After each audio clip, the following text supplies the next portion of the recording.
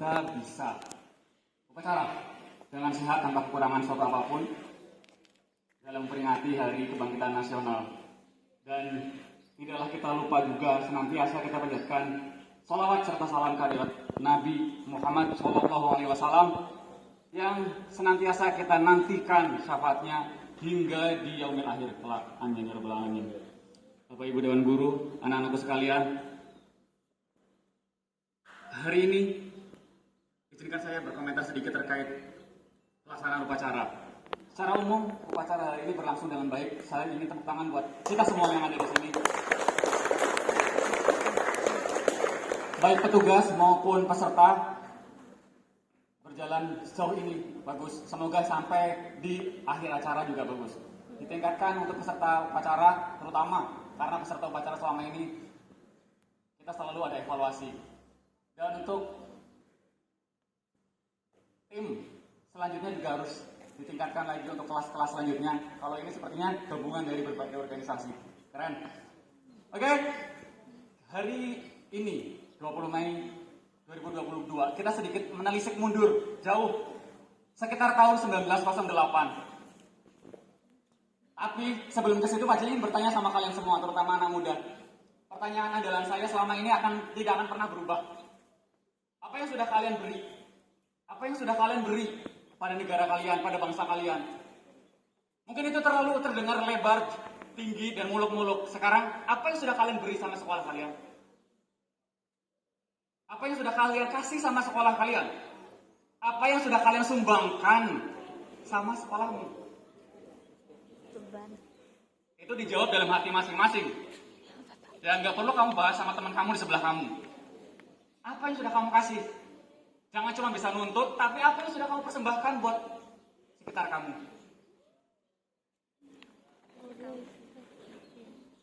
Ke belakang 1908 dan sekitarnya. Kala itu guys, anak-anakku sekalian, mirip kondisinya saat ini. Mirip gimana? Pada saat itu Hindia Belanda, Nusantara terkena wabah yang sangat parah. Sama ya, ini wabah juga nih. Maka dari itu kalian jangan lupa tetap menjaga protokol kesehatan. Meskipun kadang ada yang merasa bahwasanya ini sudah bebas, nggak ada COVID dan sebagainya. Tapi tidak salah untuk menjaga. Tetap rajin cuci tangan dan sebagainya. Itu bagus. Itu justru kebiasaan bagus yang emang harus diteruskan apapun kondisinya. Seperti itu. Kembali, wabah kala itu mengerikan. Yang dicari apa oleh pemerintah penjajahan pada itu kolonial Belanda? Yang dicari adalah mereka anak-anak muda, orang-orang yang mau belajar. Buat apa? Buat diajarin biar jadi pinter. Biar jadi pinter di bidang apa? Kala itu butuh perawat, kala itu butuh dokter, kala itu butuh mantri. Orang-orang yang bisa jaga agar apa? Agar nggak habis penduduk Indonesia kena wabah. Agar nggak tewas semua, agar nggak mati semua, meninggal dan sebagainya. Yang dicari apa? Orang pinter. Anak-anak muda yang dicari. Buat apa? Buat suruh belajar, diajarin sama para penjajah, diajarin oleh pemerintah kolonial Belanda. Agar apa? Agar pinter, agar menyelamatkan bangsanya. Akhirnya apa? Anak-anak muda yang mau belajar, akhirnya jadi pinter.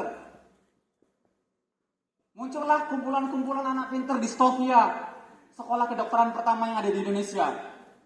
Awalnya, mereka hanya mendirikan suatu organisasi yang bernama Budi Utomo. Ya, Dr. Wahidin Sudirosuda dan sebagainya, kawan-kawannya hanya mendirikan organisasi untuk apa? Untuk pendidikan, untuk pengajaran, untuk sosial, untuk budaya. Nggak ada yang berhubungan dengan politik atau kemerdekaan, nggak ada. Pada tahun 1908 mereka mendirikan Budi Utomo hanya untuk fokus di pendidikan, pengajaran.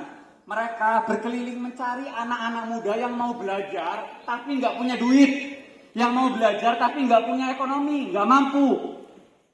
Loh, 1908 itu wajar loh kondisinya susah. Sekarang, Pak, saya mau sekolah tinggi, saya mau belajar tinggi, nggak ada duit. Salah. Kalau waktu itu bener, kondisinya susah. Saat ini, uang negara, beasiswa dan sebagainya banyak. Kok sampai kalian merasa susah mau belajar, mau sekolah tinggi? Itu gimana ceritanya? Ada pertanyaan besar di situ. Kala itu wajar. Susah banget guys, coba kamu bayangkan sedikit imajinasi. Pada tahun 1908 bagaimana kehidupan kita itu jauh dari merdeka. Masih dijajah guys. Dicari orang-orang anak-anak muda yang mau belajar sama mereka Budi Utomo. Di keliling-keliling Jawa terutama dicari.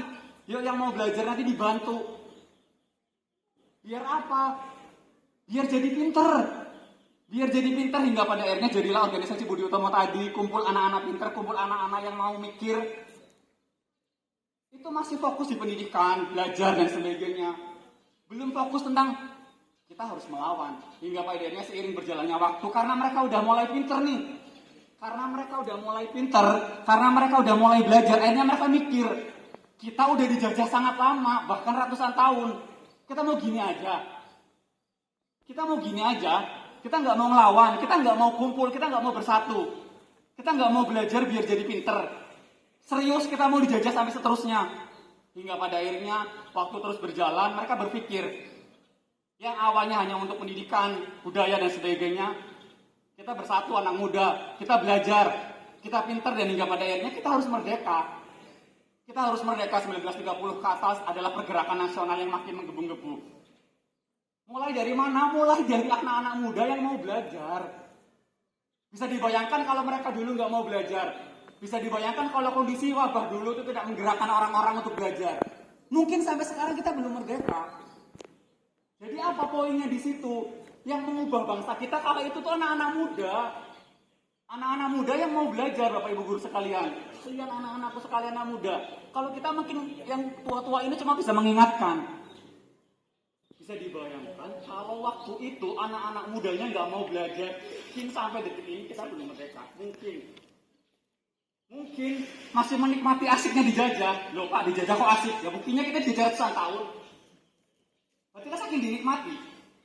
Ya ditendang-tendang, dicambuk-cambuk, kita nikmatin aja sampai ratusan tahun. Karena apa? Ada yang bilang karena kita bodoh. Ada yang bilang karena kita lugur dan sebagainya. Mungkin akhirnya apa? Anak-anak muda tadi yang berkumpul, yang belajar tadi mikir, kita harus melawan, kita harus bersatu. Anak muda itu harus bersatu, harus belajar sampai setinggi mungkin. Itu kala itu jauh banget.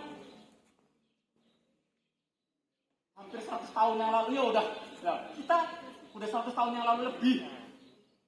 Sekarang 2022 kok kamu masih ngeluh, masih rebahan, katanya sekolah itu susah, belajarnya mahal dan sebagainya. Lo ngapain aja?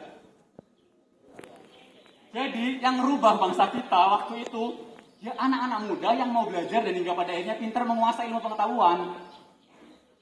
Yang dicari itu orang-orang muda, orang-orang pintar, bukan orang-orang waktu itu bukan nyari tentara, bukan nyari orang yang dicari itu anak muda yang mau belajar.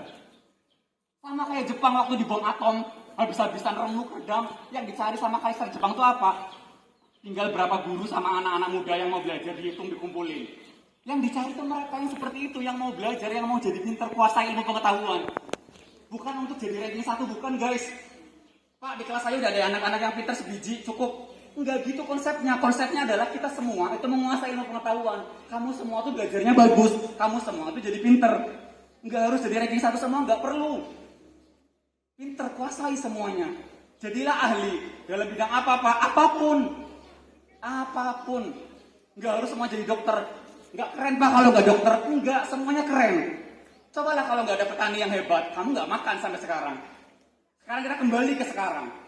Pada masa pandemi COVID, coba siapa yang menyelamatkan kita? Sama orang-orang pinter juga dalam bidang kesehatan. Dicarilah anak-anak kuliah harus belajar dengan tekun menemukan bagaimana vaksin biar ketemu, bagaimana perawatan itu harus bagus dan sebagainya. Itu yang dicari ya mereka orang-orang pinter. Itu dalam bidang kesehatan. Teman-teman Pak Jaya yang pada sekolah di bidang kesehatan di dalam dan di luar negeri, mereka belajar habis-habisan agar bisa apa? Agar bisa membantu bangsa kita dari COVID. Saat ini, itu dalam bidang kesehatan, dalam bidang ekonomi, sama.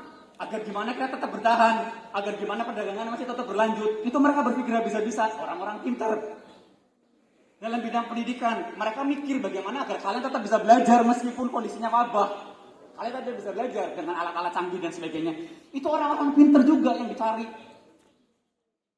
Anak-anak muda juga, bukan yang udah sepuh-sepuh. Karena apa? Karena giliran yang muda yang beraksi. Kalau yang tua-tua udah waktunya waktu itu.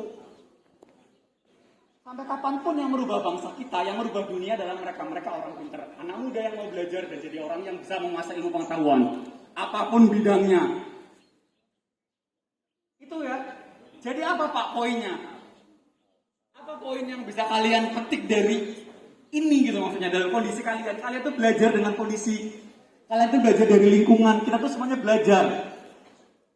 Maka dari itu kita nggak boleh lelah untuk belajar, nggak boleh capek untuk terus belajar. Karena dunia itu terus berjalan dan berkembang. Kalau kita lelah belajar, ya kita tertinggal. Kalau kamu anak muda masih sukanya rebahan, nggak bangkit-bangkit, kebangkitan nasional, kamu udah bangkit belum? Pertanyaan saya. Saya udah bangkit belum? Kamu udah bangkit belum? Saya udah bangkit Pak dari tempat tidur. Bagus. Bagus, itu minimal udah bangkit dari tempat tidur. Kalau yang masih tiduran terus, jangan-jangan ini kamu lagi upacara, temenmu yang lain lagi tiduran di rumah, bisa jadi. Atau lagi lesehan di belakang sana, atau di belakang sana, di kebun sawit, karet dan sebagainya, lagi main HP di belakang sana. Itu udah lumayan. Kamu udah bangkit belum? Ingat ya, masa depan bangsa ini ada di anak mudanya. Anak mudanya terus gimana? Jadilah anak muda yang mau bangkit, mau belajar. Kuasai ilmu pengetahuan, bangun bangsa ini. Di bidang apa? Bidang apapun. Bidang apapun keren. Enggak ada yang keren itu cuma dokter, keren itu ini enggak. Bidang apapun keren. Karena semua bidang itu dibutuhkan buat kemajuan bangsa. Kamu masih tertidur lelap, berarti kamu nggak memaknai upacara hari ini. 20 Mei 2022 ketika 100 tahun lebih yang lalu kita bangkit untuk bisa merdeka. Dan akhirnya merdeka berkat kalian anak muda. Dan sekarang giliran kalian juga untuk bangkit dan bangun. Bersekolah yang tinggi, setinggi mungkin. Dan bangun kembali untuk membangun bangsa kalian. Bergunalah, bermanfaatlah hidupmu. Meskipun itu kecil buat orang-orang di sekitar kamu. Dimanapun kamu berada, dalam bidang apapun, petani. Jadilah petani yang hebat, guru yang hebat, dokter yang hebat, ahli tambang yang hebat, ahli ternak yang hebat, perikanan yang hebat, semuanya yang hebat dalam bidang apapun agar Indonesia mampu berdiri di kaki sendiri atau berdikari, kata Bung Karno. Kamu jadi ahli tambang yang hebat, kita tidak perlu dibeli sama tambang-tambang luar negeri. Tadi kita nggak dapat apa-apa. Kamu jadi petani yang hebat agar kita tidak impor terus. Kenapa? Ya karena yang memang kita membutuhkan orang-orang hebat. Giliran kita pakai orang hebat dari luar negeri, kita marah-marah. Sedangkan kita nggak mampu gitu maksudnya. Ya, jadi itu banyaklah belajar, banyaklah introspeksi agar kita semakin baik semakin harinya. Siapa yang bisa merubah diri sendiri? Untuk siapa? Untuk semuanya, untuk bangsa kita. Mulai dari kapan? Mulai dari sekarang. Mulai dari sekarang.